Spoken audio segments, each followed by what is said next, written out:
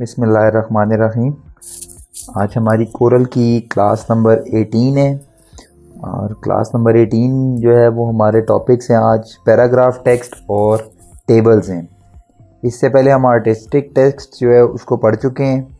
Artistic text के अंदर हमने देखा था कि टेक्स्ट को कैसे कैसे उसके अंदर अप्लाई की जा सकती हैं चीज़ें। आज जो हम देखेंगे वो पैराग्राफ टेक्स्ट है। पैराग्राफ टेक्स्ट यूज़ होता है जहाँ पर आपने लॉन्ग टेक्स्ट लिखना है, जिसमें आपका लंबा टेक्स्ट है।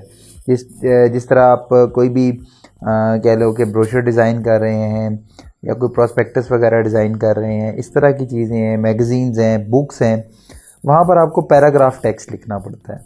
तो वो पैराग्राफ टेक्स्ट आर्टिस्टिक टेक्स्ट के अंदर एडजस्ट नहीं हो सकता, उसके लिए प्योरली आपको पैराग्राफ टेक्स्ट ही चाहिए होता है। आर्टिस्टिक टेक्स्ट के अंदर आप लोगों को पास उस तरह से पैराग्राफ्स की ऑप्शंस अवेलेबल नहीं होती हैं। वो सारी ऑप्शंस उसके अंदर ग्रेड होती हैं, यानी कि वो आप ऑप्शन यूज़ नहीं कर सकते हैं। तो आज जो हम स्टार्ट करेंगे वो है पैराग्राफ टेक्स्ट। सेम वही टेक्स्ट बॉक्स आप सिलेक्ट करेंगे, ये जो आपको लेफ़्ट साइड पे नज़र आ रहा है ए के साथ, इसको क्लिक करेंगे तो आपका टेक्स्ट सिलेक्ट हो जाएगा।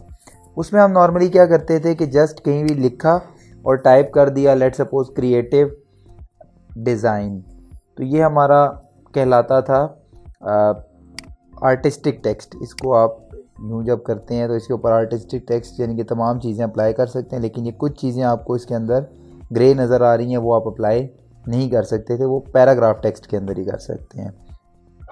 अब करना क्या है, आपने यहाँ से टेक्स्ट सेलेक्ट करना है, उसके बाद आपने एक बॉक्स ड्रॉ करना है। जितना भी आपको टेक्स्ट चाहिए उतना बॉक्स ड्रॉ कर लें। लेट सपोज मैं इतना टेक्स्ट ड्रॉ कर लेता हूँ, ठीक है जी। इसका बैकग्राउंड एक सेकंड 0 कर देता हूँ।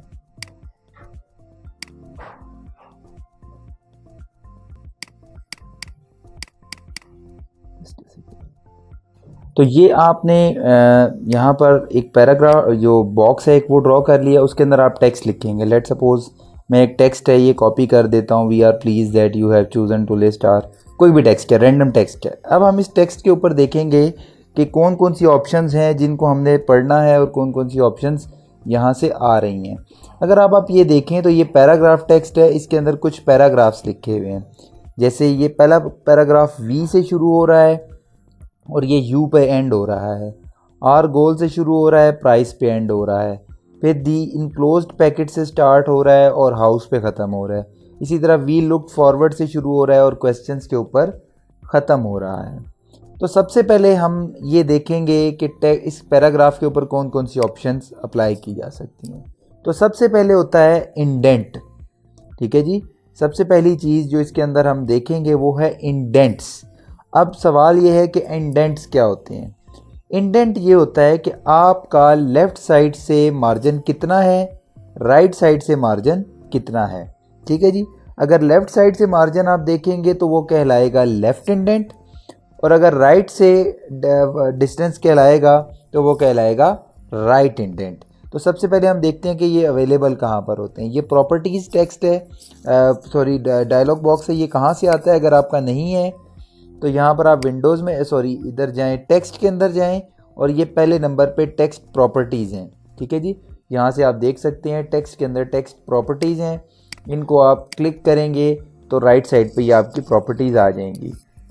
यहाँ से फिर आपका आर्टिस्टिक अगर टेक्स्ट सेलेक्ट है तो आप इसको अगर गौर से देखें तो ये दूसरे नंबर पे पैराग्राफ है, आपने इस पैराग्राफ के ऊपर क्लिक कर देना है, ठीक है जी। तो ये ऑप्शंस तमाम आपके सामने आ जाएंगी। सबसे पहले हम चलें ये देख लेते हैं अलाइनमेंट। अलाइनमेंट क्या है कि लेफ़्ट साइड से कहाँ से शुरू हो रहा है और राइट साइड पे लाइंस एंड कहाँ पर हो रही हैं। सबसे पहले हमारा ये लेफ़्ट अलाइंड है। लेफ़्ट अलाइंड का क्या मतलब है कि लेफ़्ट साइड से सारा टेक्स्ट जहाँ से शुरू होगा अगली लाइन भी वहीं से शुरू होगी और उससे अगली लाइन भी वहीं से शुरू होगी। इसके बाद आता है सेंटर अलाइन। सेंट्रली ये टेक्स्ट अलाइन है, यानी कि अगर ये सेंटर बनता है तो ये सेंटर से दोनों साइडों पे जितना टेक्स्ट है वो बराबर लिखा होगा, उस लाइन का अंदर जो टेक्स्ट लिखा होगा वो बराबर लिखा होगा। लेट सपोज इस सारे को मैं सिलेक्ट करता हूँ और यहाँ से इसको सेंटर अलाइन करता हूँ, तो आप ये देखें कि अब सेंट्रली अलाइन हो जाएगा। जितना टेक्स्ट लेफ्ट पे होगा उतना ही राइट पे होगा। फिर एक अलाइनमेंट होती है सेंटर के साथ राइट अलाइंड। राइट साइड पूरी अलाइन है लेकिन लेफ्ट साइड अलाइन नहीं है। और सबसे बाद में आती है फुली जस्टिफाई। फुली जस्टिफाई का क्या मतलब है, लेफ़्ट साइड भी बराबर होगी, राइट साइड भी बराबर होगी। और नॉर्मली बुक्स हो, कोई भी पेपर हो, हम यही वाली फॉलो करते हैं कि किस तरह से कि किस तरह से आपका जो टेक्स्ट है वो दोनों साइडों से बैलेंस होता है। तो ये आम तौर पे फुल जस्टिफाई जो है यही यूज़ हो रहा होता है। बुक्स के अंदर देखें, कैटलॉग्स के अंदर देखें, किसी भी चीज़ के अंदर देखें तो यही यूज़ किया जाता है। इसके बाद एक होता है फोर्स जस्टिफाई। ये फोर्स जस्टिफाई है, अगर मैं इसको करूँगा तो आप देखोगे कि ये जो क्वेश्चन है ये भी फैल के पूरी लाइन पे आ जाएगा। ये वाली लाइन जो है आखिरी वाली, ये भी पूरी फैल के एंड तक हो जाएगी। तो जितनी भी लाइंस हैं वो फोर्सफुली एंड तक अलाइन हो जाएंगी। जैसे मैं इस पर क्लिक करता हूँ तो अब आप ये देखें कि क्वेश्चन भी एंड तक जा रहा है और ये डॉट भी। देखिए नॉर्मली ये यूज़ नहीं किया जाता, ये अच्छा नहीं लगता कि आप एक लाइन को इतना ज़्यादा खुला खुला लिख दें, रीडिंग के अंदर आपको प्रॉब्लम होती है। तो मैं इसको वापस करता हूँ, फुली जस्टिफाई के ऊपर रहने देता हूँ। नेक्स्ट अगर मैं देखता हूँ तो नेक्स्ट मेरे पास आ रहा है अलाइन इंडेंट्स। जैसे मैंने आपको बताया ना, इंडेंट्स जो हैं ये लेफ़्ट साइड के मार्जिन से डिफरेंस होता है। तो अगर मैं इसको बढ़ाता जाता हूँ तो आप ये देखें कि पहली लाइन को छोड़कर बाकी सारी लाइंस जो हैं पैराग्राफ्स की वो आगे जाना शुरू हो गई हैं। ठीक है जी, जितना मैं इसको आगे करता जाऊँगा वो आगे होती जाएंगी। और वापस अगर मैं ज़ीरो पे कर देता हूँ तो वो बिल्कुल उसके साथ जाकर मिल जाएंगी। इसी तरह से राइट अलाइंड है, ये फर्स्ट लाइन है, ये नीचे वाला राइट अलाइंड है। मैं इस राइट अलाइंड को करता हूँ, आप देखिए राइट से मार्जिन बढ़ता जा रहा है और जितना मैं आगे इसको लेके जाता जाऊँगा उतना ज़्यादा ये मार्जिन बढ़ता जाएगा। अगर आपने लेफ़्ट सपोज़ यहाँ पे कोई पिक्चर ऐड करनी है तो ऐसी सूरत के अंदर आपको यहाँ पर टेक्स्ट जो है वो छोटा करना पड़ सकता है, उस वजह से ये अक्सर ये चीज़ें यूज़ होती हैं। तो मैं वापस इसको ज़ीरो कर देता हूँ। अक्सर आपने देखा होगा कि कोई पैराग्राफ जब शुरू होता है तो उसकी पहली लाइन थोड़ी आगे से शुरू हो रही होती है और बाकी सारी लाइंस जो हैं वो बराबर होती हैं। तो यहाँ से ये ऑप्शन आप यूज़ कर सकते हैं, फर्स्ट लाइन इंडेंट। इस पर अगर आप आएँ और इसको इंक्रीज़ करो तो आप ये देखोगे कि ये जो टेक्स्ट है इसकी पहली पहली लाइंस जो हैं ये आगे जाना शुरू हो गई हैं, बाकी अपनी जगह पर ही हैं। ठीक है जी, तो इसको भी आप यूज़ करते हैं अपने पैराग्राफ्स के अंदर। ये भी शो हो जाता है कि नया पैराग्राफ कहाँ से शुरू हो रहा है। तो फ़िलहाल मैं इसको पॉइंट 1 के ऊपर 3 के ऊपर कर देता हूँ ताकि एक डिस्टेंस आपको नज़र आता रहे कि यहाँ से ये पैराग्राफ स्टार्ट हो रहे हैं। इसके बाद अगर आप अपने टेक्स्ट को दोबारा सेलेक्ट करके रखेंगे, जितनी भी चीज़ें आपने अप्लाई करनी होती हैं टेक्स्ट को सिलेक्ट करके करनी होती हैं, अदरवाइज़ अप्लाई नहीं होती। तो ये लेट सपोज़ मैंने टेक्स्ट को सिलेक्ट कर लिया। उसके बाद आ रही है बिफोर स्पेसिंग, कि जब पैराग्राफ शुरू हो तो उससे पहले कितनी स्पेस छुटी हो। तो आप इसको बढ़ाते जाओगे तो आप ये देखोगे कि पैराग्राफ्स की दरमियान जो डिस्टेंस है वो बढ़ता जा रहा है। अगर आप देखो आर गोल्स और दी इनक्लोज्ड, इनके दरमियान में डिस्टेंस बढ़ता जा रहा है कि हर पैराग्राफ से पहले जो है इतनी लाइन, इतना गैप होगा। और अगर मैं इसको वापस ले आता हूँ, ठीक है जी, ये 13 समथिंग पे था, मैं इसको सिलेक्ट कर लेता हूँ पहले, इसको मैं 13 समथिंग पे ले आता हूँ दोबारा। ठीक है जी, तो आप देखेंगे कि ये वापस लाइंस तंग होना शुरू हो गई हैं। ठीक है जी, ये इतना ही था। ठीक है, अब इसके बाद है आफ्टर पैराग्राफ स्पेसिंग। एक तो है शुरू होने से पहले और ये वाली है आफ्टर लाइन स्पेसिंग। इसको भी बढ़ाएंगे तो आपकी यहाँ से जो वैल्यूज़ हैं, ये पैराग्राफ्स के दरमियान डिस्टेंस है, ये भी बढ़ता जाएगा। ठीक है जी, बिफोर और आफ्टर अगर आप दोनों ऐड करते हैं तो फिर अगले पैराग्राफ्स के अंदर डबल डिस्टेंस आता जाएगा, यानी कि पहले वाला भी और बाद वाला भी। इसके बाद आपके पास यहाँ पर जो ऑप्शन आ रही है वो है लाइन स्पेसिस। लाइनों के दरमियान गैप कितना होगा। अब हर लाइन के दरमियान में गैप बढ़ता जाएगा। ये देखें लाइंस के दरमियान में पैराग्राफ का डिस्टेंस उतना ही है, लाइंस के दरमियान में डिस्टेंस बढ़ता जा रहा है। ठीक है जी, और ये पॉइंट्स में है। अगर आप इस पॉइंट्स को चेंज करते हैं तो यहाँ पर आपके पास और यूनिट भी है, percentage of characters, percentage of point size. तो हम इसको पॉइंट पे ही रहने देते हैं, हमें इससे कोई फ़र्क नहीं पड़ रहा। तो मैं इसको दोबारा 13 समथिंग पे कर देता हूँ। ठीक है जी, तो ये अब आपके पास ऑप्शंस आ गई जिसमें आपने देखा अलाइनमेंट्स देख लिए, आपने इंडेंट्स देख लिए और बिफोर एंड आफ्टर स्पेसिंग देख ली है। इसके बाद अगर आप चलते हैं आगे तो आपके पास करेक्टर स्पेसेस आती हैं। ये हमने आर्टिस्टिक टेक्स्ट में भी पढ़ा था, लेकिन यहाँ पर भी हम इसको दोबारा पढ़ रहे हैं। ठीक है जी, ओके जी, तो यहाँ से मैं बढ़ाता जाता हूँ अगर स्पेस, तो आप देखेंगे कि सॉरी मैं इसको सिलेक्ट कर लेता हूँ क्योंकि टेक्स्ट को सिलेक्ट करना लाजमी होता है, अदरवाइज़ अप्लाई नहीं होता। मैं इसको बढ़ाता जाता हूँ तो आप देखें कि करेक्टर्स के दरमियान में डिस्टेंस बढ़ता जा रहा है। ठीक है जी, करेक्टर्स के दरमियान में स्पेस इंक्रीज़ होती जा रही है। और अगर मैं इसको वापस ज़ीरो पे कर देता हूँ जैसे थी, ये देखें बढ़ रही है अभी भी, क्योंकि मैंने क्लिक्स काफ़ी ज़्यादा कर दिए थे तो अभी बढ़ती जा रही है। ठीक है जी, इसके बाद अगर आप नीचे देखोगे तो यहाँ पर लाइन स्पेसिंग आ जाएगी। मेरा ख्याल है मैंने काफ़ी ज़्यादा क्लिक्स कर दी हैं, वो बढ़ती जा रही हैं, अभी रुक नहीं रही हैं। चलिए वो देखते हैं, जब रुक जाती हैं तो फिर मैं अगले ऑप्शन की तरफ जाता हूँ। नेक्स्ट ऑप्शन है आपके पास वर्ड स्पेसिंग। ठीक है जी, सॉरी ये वाली वर्ड स्पेसिंग है। मैं इसके ऊपर क्लिक करता हूँ तो आप देखेंगे आप वर्ड्स के दरमियान में डिस्टेंस बढ़ रहा होगा। ठीक है, तो ये ऑप्शंस पहले भी हम देख चुके हैं, पैराग्राफ के अंदर भी थोड़ी सी डिफरेंट होती हैं, इसलिए मैंने यहाँ पर भी आपको दोबारा बता दी है। ठीक है जी, इसको भी मैं वापस 100% पे कर देता हूँ। ठीक है जी, ये हमारे पास टेक्स्ट रिलेटेड ऑप्शंस हो गई जिसमें हमने ये पढ़ी चीज़ें। इसके बाद आती है आपके पास बुलेट्स, ड्रॉप कैप्स और हाइफनेशन।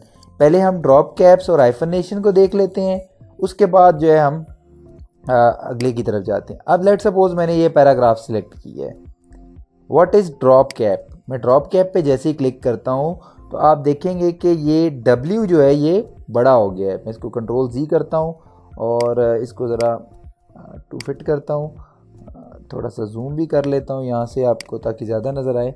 अगर आप गौर करें तो ये जो टेक्स्ट मैंने लिखा हुआ है इसका पहला वर्ड है W। ड्रॉप कैप्स का मतलब होता है, अक्सर आप देखते हैं कि पैराग्राफ जहाँ से चैप्टर शुरू हो रहा होता है उसका पहला वर्ड बड़ा उन्होंने किया होता है, 2-3 लाइंस के ऊपर जा रहा होता है, वो कहलाता है ड्रॉप कैप। तो मैं यहाँ से अगर ड्रॉप कैप पे सिलेक्ट करता हूँ तो आप देखेंगे ये पहला वर्ड W से स्टार्ट हो रहा था तो W फैल कर 3 लाइंस के ऊपर चला गया है। ठीक है जी, तो ये ऐसे ऐड की जाती है कि आप यहाँ से ड्रॉप कैप को ऐड कर दें।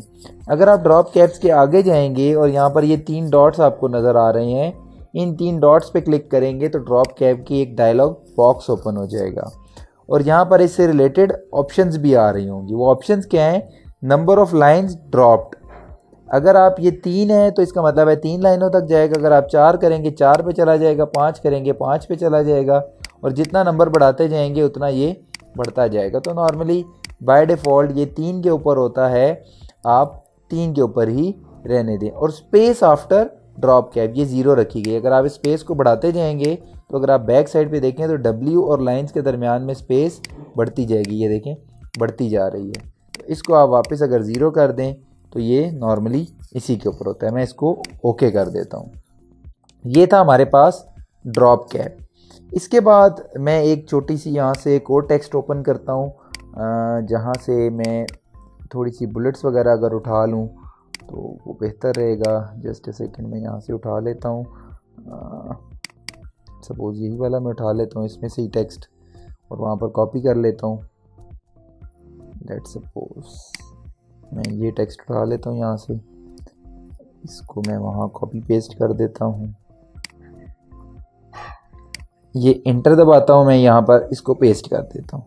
ठीक है जी, जैसे ये देखें आप ये टेक्स्ट नीचे पेस्ट हो गया और इसके ऊपर भी ये इंडेंट जो है ये अप्लाई हो गया। मैं इसको 0 कर देता हूँ। ठीक है जी, ताकि ये सॉरी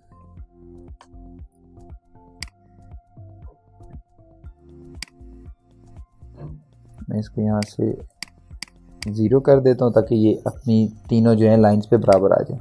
अब बुलेट्स क्या होती हैं? बुलेट्स इन तीनों को मैं सिलेक्ट करता हूँ और यहाँ से ये बुलेट्स जो हैं इसके ऊपर चेक कर देता हूँ। जैसे ही मैं चेक करूँगा आप देखेंगे कि इसके साथ डॉट्स आ गए हैं। ठीक है जी, मैं थोड़ा सा जूम करके दिखा देता हूँ, आप ये देखें ये डॉट्स आ गए हैं इसके साथ। ठीक है जी, इस लाइन के ऊपर अब क्यों नहीं आए, जस्ट ए सेकंड मैं देख लेता हूँ क्योंकि समटाइम्स ऊपर भी टेक्स्ट लिखा हुआ है तो उसकी वजह से। ठीक है जी, अगर नहीं आता तो फिर मैं देख लेता हूँ कि क्यों नहीं आ रहा। ठीक है जी, यहाँ से इसको कर लेते हैं जूम, ये मेरा ख्याल है स्पेस आई हुई है यहाँ पर कोई, इस वजह से ये टेक्स्ट नहीं आ रहा, ये यहाँ तक है। ठीक है जी, अब अगर आप यहाँ पर गौर से देखें तो इसके दरमियान इससे पहले 3 डॉट्स आ गए। ये अक्सर हम पॉइंट्स के लिए यूज़ करते हैं कि जब हमने पॉइंट्स ऐड करने हो तो ये बुलेट्स ऐड हो जाती हैं। अब आपके पास इस बुलेट्स के लिए डिफरेंट ऑप्शंस हैं। ये ऑप्शंस कहाँ से आएंगी, ये यहाँ से आएंगी कि ये बुलेट्स के आगे 3 डॉट्स आपको नज़र आ रहे हैं, ठीक है जी। ये 3 डॉट्स हैं, इन 3 डॉट्स पे क्लिक करेंगे तो आपको बुलेट्स की तमाम तर ऑप्शंस आ जाएंगी। अब अगर ये आपको नज़र आ रहा है सिंबल्स, यहाँ पर आप क्लिक करेंगे तो ये आपके पास ढेर सारे यहाँ से आ जाते हैं। अभी ये तो सिर्फ गोल सर्कल है ना, अगर आपकी बुक से रिलेटेड है तो ये बुक्स आ जाएंगी। आप अप्लाई करते हैं तो ये देखें बुक आ गई है। अब ये सारों पे अगर अप्लाई करना है तो आपको सारों को सिलेक्ट करना पड़ेगा। यहाँ से लेट्स सपोज इस सारे को सिलेक्ट करें, फिर यहाँ से इसके ऊपर क्लिक करें और इन सारों को किताब कर दें। ओके करेंगे तो आप देखेंगे कि सबके स्टार्ट के अंदर ये बुक आ जाएगी। जस्ट अ सेकेंड,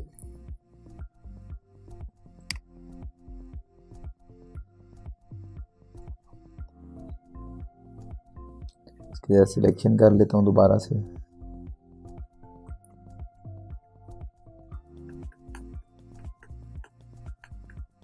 ठीक है जी, और आप यहाँ से इसको बुलेट्स लगा दें। जो भी आपने सिंबल देना है, लेट सपोज मैं वो बुक वाला ही दोबारा दे देता हूँ, तो ये बुक वाला जो है ये अप्लाई हो जाएगा। ठीक हो गया जी। तो ये आपके पास ये देखें अब वो सर्कल की जगह बुक्स आ गई हैं। तो आप जो मर्ज़ी डिज़ाइन इसके ऊपर अप्लाई करना चाहते हो आप डिज़ाइन अप्लाई कर दो, तो वो डिज़ाइन यहाँ से अप्लाई हो जाएगा। ये ऑप्शंस चेंज भी हो सकती हैं, जैसे वेबडिंग विंगडिंग से आप वेबडिंग्स करेंगे तो आपके पास और ज़्यादा ऑप्शंस यहाँ से, ये देखें ढेर सारी ऑप्शंस यहाँ से आ जाएंगे। आप जो मर्ज़ी लगाना चाहो जी। ये बेसिकली होती हैं कि जिस टॉपिक से अगर रिलेटेड चीज़ है आपकी तो वो आप यहाँ से कर सकते हैं। फिर इसका साइज़ भी इंक्रीज़ कर सकते हैं। जैसे ये आपने लगाया हुआ है ना, तो इसका यहाँ से इंक्रीज़ करते जाएंगे तो ये बुलेट का साइज़ यहाँ से आप देख रहे हैं कि वो साइज़ इंक्रीज़ करता जा रहा है। आप इसको एक नॉर्मल साइज़ के अंदर रखेंगे, बहुत ज़्यादा बड़ा भी नहीं होना चाहिए। फिर उसके बाद बेस शिफ्ट है, इस वैल्यू को बढ़ाते जाएंगे तो अगर आप देखें तो वो बुलेट्स ऊपर जाती जा रही हैं। टेक्स्ट आपका नीचे रह गया है, ये शायद आपको लाइव प्रीव्यू भी नज़र आ रहा है। टेक्स्ट आपका नीचे रह गया है और ये बुलेट्स जो हैं ऊपर जाती जा रही हैं। अगर आप इसको माइनस में ले जाएंगे तो फिर ये नीचे को जाना शुरू हो जाएंगी। ठीक है जी, माइनस वैल्यू भी इसके अंदर एग्जिस्ट करती है। तो आप इसको 0 पे ही रहने दें अनटिल और अनलेस आपको कोई ऐसी रिक्वायरमेंट है जिसमें आपको ऐसी चीज़ करनी है। फिर दोबारा मैं इसके अंदर जाता हूँ और आप ये देखते हैं कि इसके अंदर यूज़ हैंगिंग इंडेंट स्टाइल लिखा हुआ है। इसको आप चेक ही रहने दें। अगर चेक नहीं करते तो भी इसकी जो दूसरी ऑप्शंस हैं वो साइड पे आ जाएंगी। हैंगिंग इंडेंट्स जो हैं वो सेकंड लाइन में अगर बुलेट जा रही हो तो उसके लिए होते हैं। फिर टेक्स्ट फ्रेम टू बुलेट्स हैं। ठीक है जी, अगर इस डिस्टेंस को आप बढ़ाते जाते हो तो देखें आपकी बॉर्डर लाइन से ये बुलेट जो है ये आगे की तरफ जाना शुरू हो गई है। ठीक है जी, अगर आपको समटाइम्स ऐसे भी होता है कि आगे बुलेट शिफ्ट करनी है तो फिर आप इस पॉइंट से इसको आगे भी शिफ्ट कर सकते हैं। मैं इसको दोबारा 0 के ऊपर ले जाता हूँ। ठीक है जी। इसके बाद है बुलेट टू टेक्स्ट, यानी कि बुलेट और ये जो बुलेट और टेक्स्ट के दरमियान में डिस्टेंस है ये कम ज़्यादा करना हो। ये देखें अगर मैं इस वैल्यू को बढ़ाता जाता हूँ तो बुलेट और टेक्स्ट के दरमियान में डिस्टेंस बढ़ता जा रहा है। और अगर मैं इसको वापस लाता जाऊँगा, जितना करीब ले आऊँगा ये उतना बुलेट्स के करीब होता जाएगा और 0 पे बिल्कुल उसके साथ जाकर मिल जाएगा। तो आप नॉर्मल सा जो डिस्टेंस आप समझते हैं कि रिस्पेक्टेबल डिस्टेंस है वो डिस्टेंस रखकर ओके कर दें। और अगर मैं यहाँ से प्रीव्यू को ऑफ कर दूंगा तो ये जो लाइव हमें पीछे चीज़ चेंज होती हुई नज़र आती है ये फिर नज़र नहीं आएगी जब तक आप ओके के ऊपर क्लिक नहीं करेंगे। तो आप प्रीव्यू के ऊपर चेक ही रखेंगे और फिर ओके करेंगे ताकि आपको उस लाइव के अंदर चीज़ें नज़र आती रहें। अब मैं इसको यहाँ से एक ऑप्शन और अप्लाई करता हूँ। यहाँ से मैं इसको टू फिट कर लेता हूँ और थोड़ा सा यहाँ पे करके इसको थोड़ा सा जूम कर देता हूँ।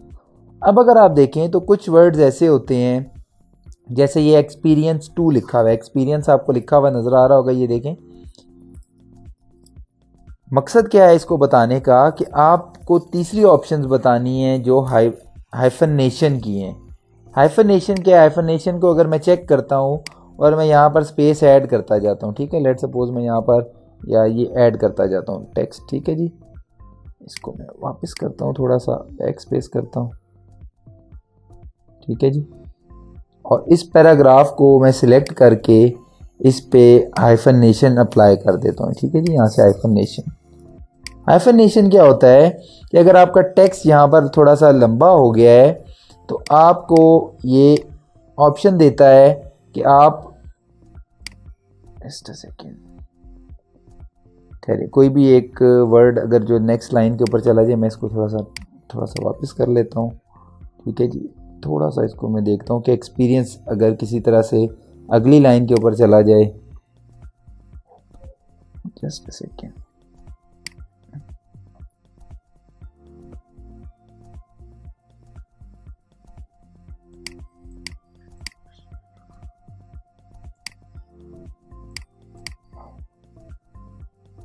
मेरी कोशिश ये है कि ये किसी तरह आपको दिखा सकूं कि कैसे होता है। जस्ट अ सेकेंड, मैं इसको चेक करता हूँ कि ये नेक्स्ट पे क्यों नहीं लेके जा रहा। चलिए एक और काम कर लेते हैं। इसको करने के लिए मैं इस टेक्स्ट को ही बड़ा कर देता हूँ।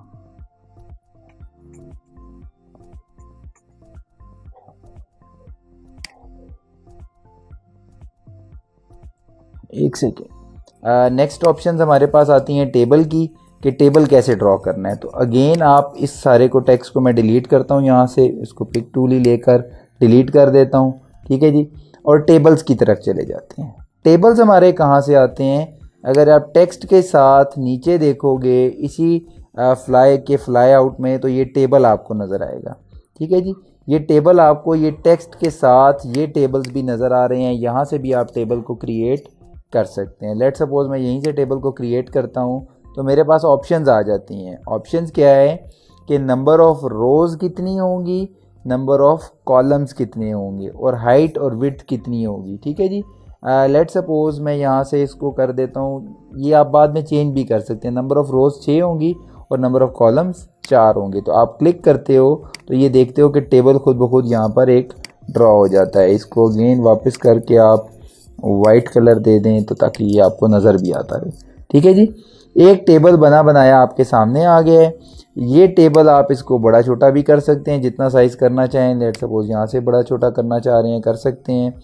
इसके अलावा आप जब टेबल को सिलेक्ट करते हैं, ठीक है जी, यहाँ से लेट सपोज आपने टेबल को सिलेक्ट किया, अब आपके पास ये टेबल आ गया। अब आप इसको यहाँ से जितने मर्ज़ी साइज़ का करना चाहते हैं आप क्लिक करके ड्रैग करते हैं, तो ये तमाम आपके पास आना शुरू हो जाते हैं। अब इसके अंदर 4 रोज़ और 6 कॉलम्स ही आ रहे हैं जितने मैंने यहाँ पर लिखे हुए थे। लेकिन अगर मैं इसको ज़्यादा करना चाहता हूँ, मैं यहाँ से इसको लेट सपोज कर देता हूँ 10 रोज़ 4 कॉलम्स।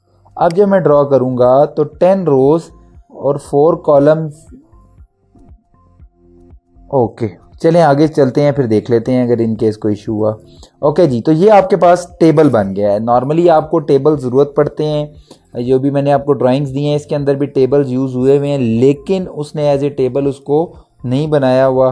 तो ये ही इसीलिए आपको सिखाया जा रहा है ताकि आप इसको जब ज़रूरत पड़े तो आप एज ए टेबल ही ड्रॉ करें, आर्टिस्टिक टेक्स्ट ड्रॉ ना कर रहे हो, क्योंकि आप इसके ऊपर फिर तमाम ऑप्शंस अप्लाई नहीं कर सकते। अब ये आपके पास टेबल आ गया। अब आप इसके अंदर कोई भी टेक्स्ट डालना चाहते हो, आप उसके अंदर यहाँ पे क्लिक करते जाओगे, हर सेल के अंदर आप मूव कर सकते हो। ये रोज़ कहलाती हैं और ये कॉलम्स कहलाती हैं, और ये जो है इसके अंदर ये सेल कहलाते हैं, ठीक है जी।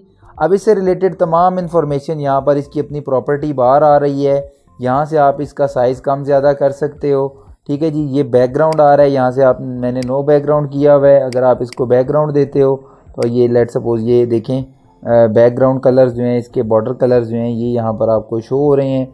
इसी तरह से मज़ीद आगे आप जाएंगे, फिल के अंदर जाएंगे तो आपको यहाँ से मज़ीद जो हैं वो कलर्स मिलते जाएंगे। जैसे ये फाउंटेन फिल वगैरह हैं, तो ये भी आपको यहाँ से देखें पूरे टेबल के ऊपर ये वाला पोर्शन जो है इसके ऊपर फाउंटेन फिल अप्लाई हो गया है। मैं फ़िलहाल इसके अंदर ऑप्शंस के अंदर नहीं जाता, मैं जस्ट आपको दूसरी ऑप्शंस बताना चाह रहा हूँ। वो ये है कि बॉर्डर्स, ये जो आपको साइडों पे बॉर्डर्स नज़र आ रहे हैं, ये यहाँ से अगर आप क्लिक करेंगे तो inside border, outside border, top border, ये आप जो जो करते जाओगे उस हिसाब से ये अप्लाई होते जाएंगे। ऑल बॉर्डर्स पे करोगे तो ये वो चीज़ ऑल बॉर्डर्स पे अप्लाई हो जाएगी, ठीक हो गया जी। अब मज़ीद आप सेल इंसर्ट करना चाह रहे हो, नए सेल डालना चाह रहे हो इसके अंदर, तो वो आप दोबारा टेबल के अंदर जाओगे। ये ऊपर टेबल नज़र आ रहा है आपको, यहाँ से आप इंसर्ट सेल करोगे तो अभी आपको ये नज़र नहीं आ रहे। वो क्यों नज़र नहीं आ रहे? वो इसलिए नहीं आ रहे कि आपने कोई एक सेल सिलेक्ट नहीं किया। जब आप सेल सिलेक्ट कर लोगे, टेबल में जाओगे, इंसर्ट में जाओगे,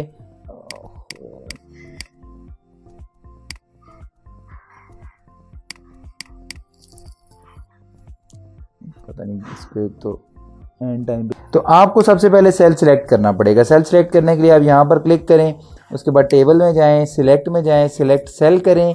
या सिलेक्ट रो करें। सिलेक्ट सेल करेंगे तो सिर्फ ये वाला पोर्शन सिलेक्ट होगा।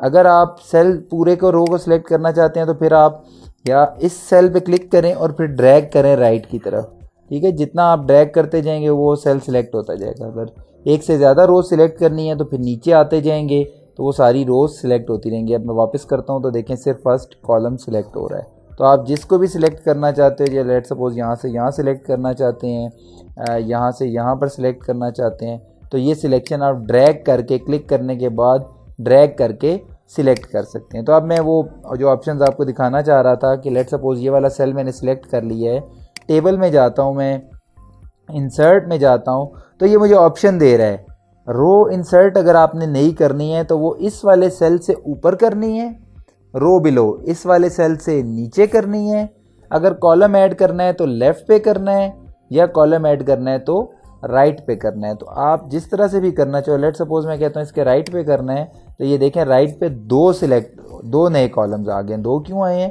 क्योंकि मैंने दो रोज सिलेक्ट की थी। अगर मैंने एक सिलेक्ट की होती तो फिर एक आना था, ठीक है जी। जैसे मैंने ये सिलेक्ट की हुई है, टेबल में जाता हूँ, इंसर्ट में जाता हूँ और मैं कॉलम टू राइट कर देता हूँ तो ये देखें एक नया कॉलम ऐड हो गया, लेकिन ये यहाँ पर ऐड हुआ है, ठीक है, क्योंकि अभी ये खाली है इसलिए आपको ये नज़र नहीं आया कि ये वाला ऐड हुआ है या ये वाला। तो बिल्कुल इसके जो एडजेसेंट वाला होगा वो वाला कॉलम यहाँ पर ऐड हो जाएगा। तो यूँ आप टेबल्स को बना सकते हैं, उनको सिलेक्ट कर सकते हैं, उनके कलर्स भी चेंज कर सकते हैं, ठीक है जी। तो ये आपके पास सारी ऑप्शंस अवेलेबल होंगी कि आप जिस तरह से भी अप्लाई करना चाहो अप्लाई कर सकते हो। यहाँ से ये बॉर्डर्स हैं, ये बॉर्डर कलर्स हैं, ठीक है जी। लेट सपोज ये रेड कलर आप दे देते हैं तो इसने सिर्फ अप्लाई किया है आउटर बॉर्डर के ऊपर। क्यों आउटर बॉर्डर के ऊपर किया है? मैंने यहाँ से सिर्फ आउटसाइड सिलेक्ट किया होता। अगर मैं ऑल सिलेक्ट करता और इसको रेड कलर देता तो फिर तमाम के तमाम जो टेबल है उसके बॉर्डर्स रेड हो जाते हैं, ठीक है जी। इसके बाद मज़ीद ऑप्शंस भी हैं, इनको हम फ़िलहाल नहीं देखेंगे। जस्ट हम टेबल्स की हद तक रहते हैं कि टेबल्स के अंदर आप ये चीज़ें कैसे ऐड कर सकते हैं, ठीक है जी। और इसके अलावा भी आपके पास यहाँ पर भी काफ़ी सारी चीज़ें अवेलेबल हैं कि आप यहाँ से इसको कैसे चेंज कर सकते हो। जैसे ये बैकग्राउंड है, बैकग्राउंड के अंदर आप जाते हो तो यहाँ पर मिक्सर्स आपको मिलते हैं, कलर व्हील के मुताबिक पैलेट्स मिलती हैं, ठीक है जी। तो आप यहाँ से किसी भी तरह का जो भी कलर आप सिलेक्ट करना चाहते हैं वो इसको कलर दे सकते हैं। तो ये हमारे आज का लेक्चर था जिसमें हमने टेक्स्ट को और टेबल्स को देखना था। ये टेक्स्ट आर्टिस्टिक टेक्स्ट से मुख्तलिफ है और नॉर्मली पैराग्राफ राइटिंग्स के अंदर आप यही इस्तेमाल करेंगे।